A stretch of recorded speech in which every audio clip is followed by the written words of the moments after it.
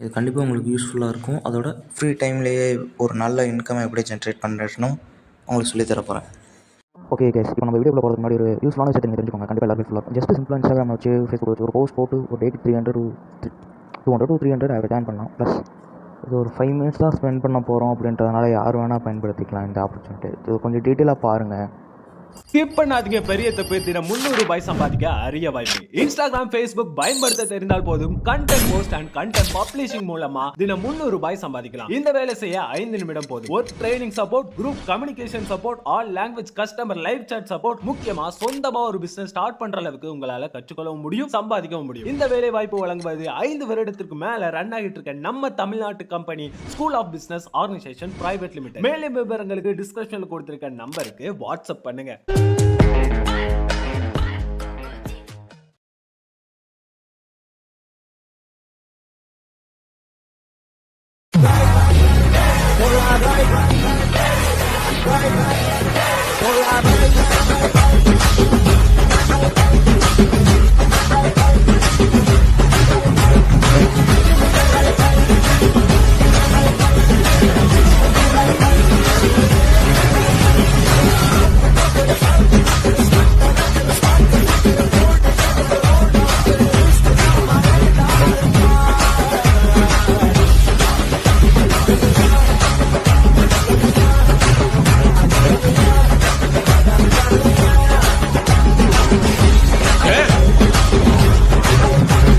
படிச்ச ஸ்கூல்ல நான் ஹெட் மாஸ்டர்.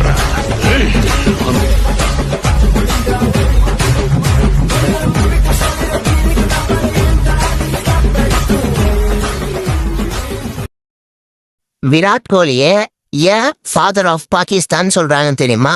அவரு நிறைய மேட்ச் பாகிஸ்தான் அகேன்ஸ்டா 1 மேனா வின் பண்ணி கொடுத்திருக்காரு. அப்படி இந்தியன் ஃபேன்ஸ் யாராலையும் மறக்க முடியாத மேட்ச் தான் 2012 நடந்த ஏஷியா கப். இதுல ஃபர்ஸ்ட் பேட்டிங் பண்ண பாகிஸ்தான்ல நாசிர் ஜம்ஷீத்தும் முகமது ஹபீஸும் செஞ்சுரி போட்டிருப்பாங்க.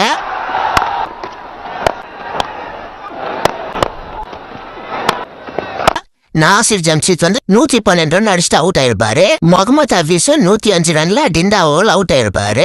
அடுத்து வந்த பாகிஸ்தான் பிளேயர்லாம் கான்ட்ரிபியூட் பண்ண கடைசியா வந்த யூனிஸ் கான் ஒரு 50 போட்டிருப்பாரு.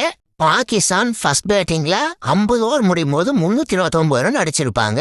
இந்தியா 330 ரன் சேஸ் பண்ண வந்திருப்பாங்க. உள்ள வந்த இந்தியன் டீம்ல சச்சினும் கம்பீரும் உள்ள வந்திருப்பாங்க.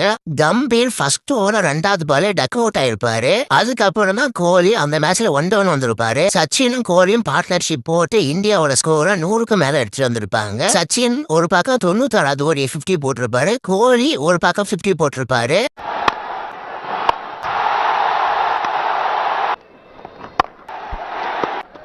இந்தியாவோட ஸ்கோரு 133 ரன் அடிச்சு நிற்கும் போது சச்சின் 52 ரன் அடிச்சுன்னு போது அஜ்மல் ஓவர்ல விக்கெட் ஆயிட்டு போயிருப்பாரு. அதுக்கப்புறம் தான் ரோஹித் சர்மா வந்திருப்பாங்க.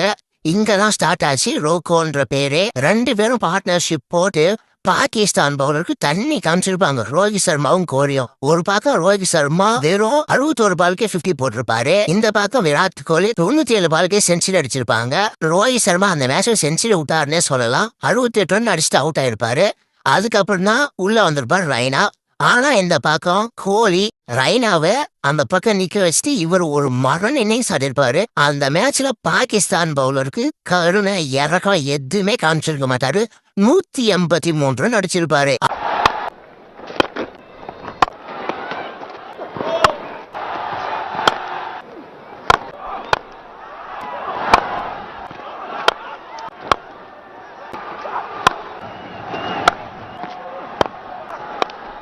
அன்பார்ச்சுனேட்டா டபுள் சென்ஸே விட்டாருன்னே சொல்லலாம். இன்னும் கொஞ்சம் ரன் இருந்துச்சுன்னா அது போலியுமே ஆடி இருப்பாரு. இன்னைக்கு வரைக்குமே அதுதான் கோலியோட கரியர் பெஸ்டா இருக்கு ஒரே இல்ல. அதுக்கப்புறம் ரெய்னாவும் தோனியும் அந்த மேட்சை பினிஷ் பண்ணிருப்பாங்க. ரெய்னா 6 பாலுக்கு 12 ரன்னும், தோனி ஃபர்ஸ்ட் பாலே 4 அடிச்சு மேட்சை முடிச்சு வச்சிருப்பாங்க. இந்தியா 47வது ஓவர்ல அந்த ரன்னை சேஸ் பண்ணிருப்பாங்க. தலைவனை ஏன் சேஸ் மாஸ்டர்ன்னு சொல்றாங்க உங்களுக்கு தெரியுதா? உங்களுக்கு விராட் கோலியை பிடிக்கணும் கமெண்ட்ல விராட் கோலியும் கமெண்ட் பண்ணிட்டு போங்க.